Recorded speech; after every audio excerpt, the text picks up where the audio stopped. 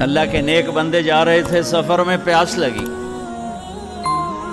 آج کا دور تو تھا نہیں، کنویں تک پہنچ، نیچے دیکھا تو پانی بہت نیچے، تو انہوں نے اپنی پگڑی اتاری اور جوتے کو اس کے ساتھ باندھا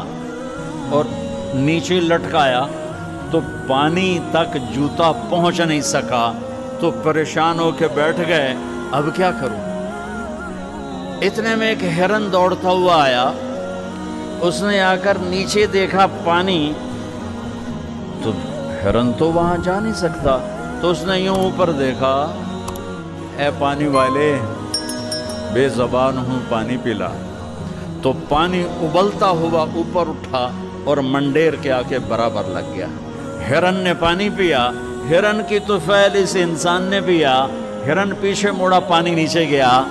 تو اس کے منہ سے بے ساختہ نکلا کہ میں انسان، میرے لیے تو پانی اوپر نہیں آیا اور یہ جانور کے لیے اوپر آیا۔ غیب سے آواز آئی، تو رسی کا سہارا ڈھونڈتا رہا، اس نے مجھے پکارا، اس نے پانی والے رب کو